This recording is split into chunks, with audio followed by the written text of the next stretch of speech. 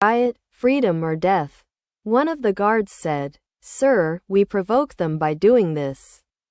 Walter, shut them up. The guards came towards us with stun guns. And they attacked us with them. The intensity of the pain and shock made us even more savage. One of the werewolves took the opportunity and scratched one of them on the face with its claw. The guard let go of the stun gun and grabbed his face with his hand. Blood gushed out from between his fingers. Seeing this scene, the guards opened the cell door to punish the werewolf.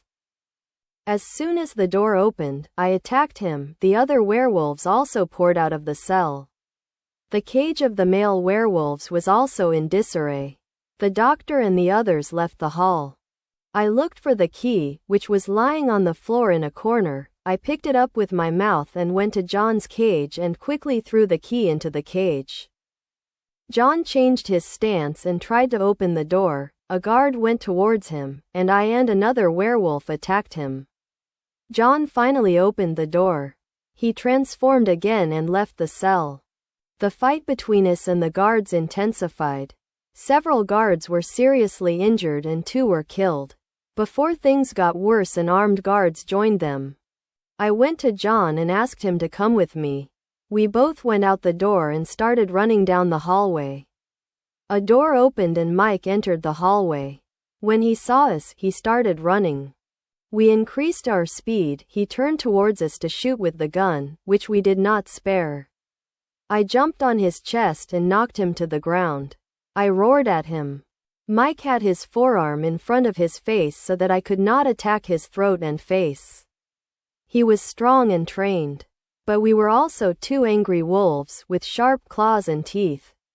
Suddenly, he put his hands on the ground in surrender and said, "Miriam, I know you understand me. If you don't hurt me, I will help you escape. You have set me up with $200,000 by winning the races, trust me. You won't succeed without me. There are cameras and armed guards everywhere. If you are shot and arrested, you will not have a good life. Miriam, please." I stopped growling and looked at John. The sound of guards, shooting and painful howls rose.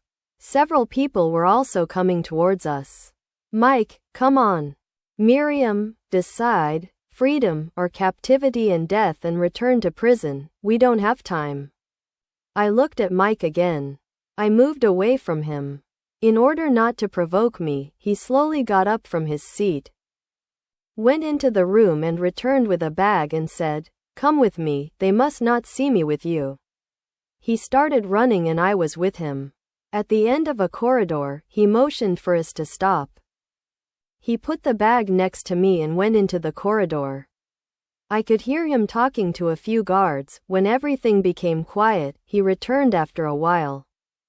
He picked up the bag and motioned for us to go with him. We didn't meet any guards along the way. We went to an exit. Mike opened another door and stepped into the compound. We also went out. He looked around and then sat down on his knees in front of me and took my head in his hands and looked into my eyes. He laughed and said, "Good luck, girl. There's a platform in that corner, next to the fences. You can jump off with a long jump. Be careful not to hit the fence, there's an alarm on it." He hugged me and continued, "You have soft and beautiful hair." Then he held the bag towards me. "This is a long women's nightgown. You are a noble woman. Good luck, go ahead." I grabbed the strap of the bag with my mouth and roared softly. And we ran towards the fences with John. I heard Mike's voice. "I forgot something. I'm going to attack me." "Of course. I want to give them evidence if there was a film or something. Come on, girl. Both your heart will cool down and I will still be indebted to you." I hesitated. I put the bag down and ran towards him. He opened his hands, tore his shirt and I wounded him with my claws and bit his arm. He screamed in pain. I came to my senses, moved away from him and John and I ran away, until we got here. You know the rest. His location is in a plain, out of sight, hidden between several high hills. I said, "You have been through many painful adventures. I hope you have a peaceful life here. Whatever the problem, Julian and I are with you. Thank you for the dinner too." I got up, poured myself a Nescafe, picked up my gun and walked to the window and my chair. John asked, "Is this a regular habit?" I said, "You could say, I don't know since when I've been doing this, but it gives me a lot of peace." They went to the exit. After a while 2 wolves started running and playing together. I smiled.